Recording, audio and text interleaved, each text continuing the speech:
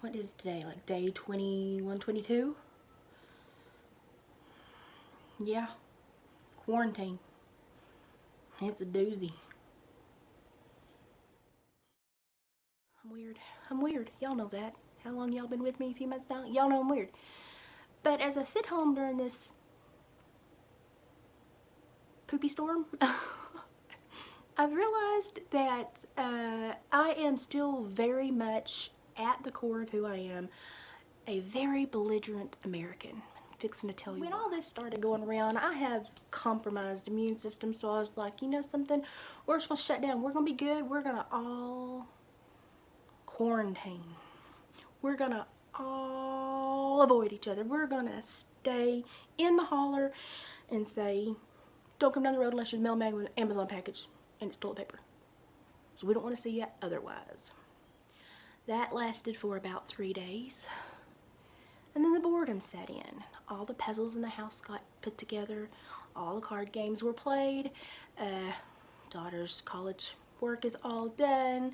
Vehicles are washed. It's lovely the things you can get done when you're bored out of your mind. And sick. I've been sick and I've still gotten a bunch of stuff done. But there's something that's been bothering me. And I think it bothers more people than just me. And I'm going to say this as somebody with a compromised immune system that would likely become very ill if I did catch the RONA. Yee. But I ain't caught the RONA yet. Yee. But let me just, the thing that bothers me is that if you've ever watched foot rot or sore mouth go through a flock of sheep, you know how crap spreads. You get a very clear, concise picture, up close and snotty and personal and nasty, of how crap spreads. And you get an appreciation for what you live in the country. We live in the sticks. Perhaps I'm so close with disaster because I live that close to it on a daily basis financially. Perhaps we're just more resilient because disaster just seems to always be like a little healer dog clicking, you know, just right on our heels. Just so maybe that's it. Maybe we're just more resilient because we're used to being gravely in the red. But as I sit home and I'll you know, I have acreage I can get out and mill around. You know, we've got stuff we can do. We've got hides to work on. We've got land and fences to fix. We've got trees to prune and trim. We've got lots to do. It's not like we've not got anything to do. And my husband's been very busy because he doesn't know how to be still. Y'all can send him tips on how to be still because he doesn't know how to be still. But I watch the people in the cities and I see them stacked in their little Lego apartments, and I see Uber Eats dropping off food, and my mind flashes to a veal farm, and I'm just wanting to know who's the butcher, because that's kind of how I feel right now. Now, yes, I am very respectful of this virus. Absolutely, 110%. It would probably take me out if I got it. At the same time, now we're so far into this, I have to look at the financial and the emotional onslaught of those I love. Now, we're doing pretty good. We're doing pretty good. My husband is an essential worker. Everything's not changed too much, except for everybody but him is kind of quarantined to the house because of me. Everybody is at his work is taking extra precautions because of me. Thank you. I love you all. Thank you. I mean, really, I appreciate it. But on top of that, you still get tired of being home. The emotional issues, the paranoia, the media frenzy, the who do I believe, what do I know, who's telling me the truth. You know, you just kind of feel like you've got about 3 red dots right here waiting for somebody to snipe you. And I don't like that feeling. I don't like feeling exposed. I don't like feeling vulnerable. I don't like feeling like somebody is waiting to take me out. And I think that's because I grew up in Appalachia in the sticks, where we are very much a hardy, resilient people. I am Irish and Cherokee. I am mad when irritated. And I sit here and I watch everybody sitting at home going crazy, and I see the emotional issues and the suicide and the domestic violence going up, and I'm sitting here going, we've got to go back to work. And I say that with the greatest respect to this virus. My son is contract labor. He does construction and handyman and home renovation work. He is kiboshed right now. He's had very little that he can do.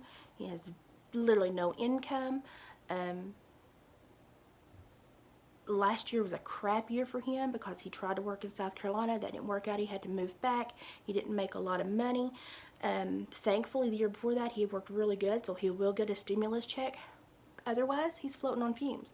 This is a young person that is ready, willing, and able to work that cannot find work because of the shutdown. We need to start thinking about our next generation and how this is impacting them. Like I said, we've got it easier here. We've got land, we've got fishing holes, we've got woods, we've got chores. We're blessed to be busy. But I have to think about my friends that don't have what we have. I don't know how you quarantine in a small studio apartment, especially if you're single and you're alone. FaceTime, YouTube, it's not a replacement for social interaction. But then, as I also think, perhaps those in the cities are more inclined to be alone because they walk through droves and droves of people every day and don't know anybody. I mean, they literally look at their phone and don't speak to anybody. So maybe they're better off than we are. Who knows? All I know is that if we don't step up and do something soon, we're going to have a huge emotional onslaught. We're not going to have enough professionals in our country to take care of this. It is difficult when you get your personality and your power and your zest for life and your whole being from your career, your job, your passion, what you do, and then boom, it's gone. I know exactly how that feels. I was working 14 to 15 hour days, and then due to my health, boom, gone. And it took me almost 18 months. And I knew what I was still going through. I knew how to handle it. It took me almost 18 months to get my head wrapped around it.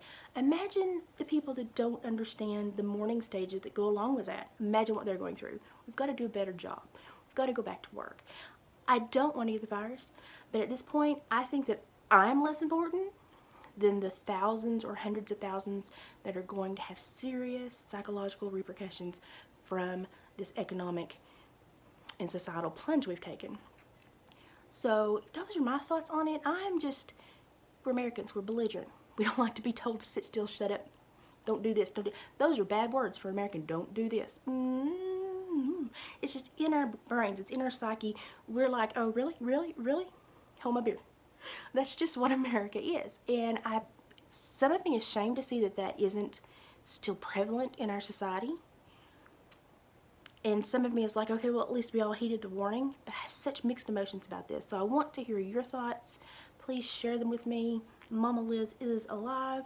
I'm dealing with my pancreas because I don't want to go in the hospital, but I'm doing well. I'm just had some rough days. But I appreciate the messages and the check-ins. Danny, thank you so much for messaging me and keeping up with me and keeping me sane. I appreciate you so much. And y'all, hopefully I feel good the next couple of days and we can do a couple of these. Please, how y'all doing?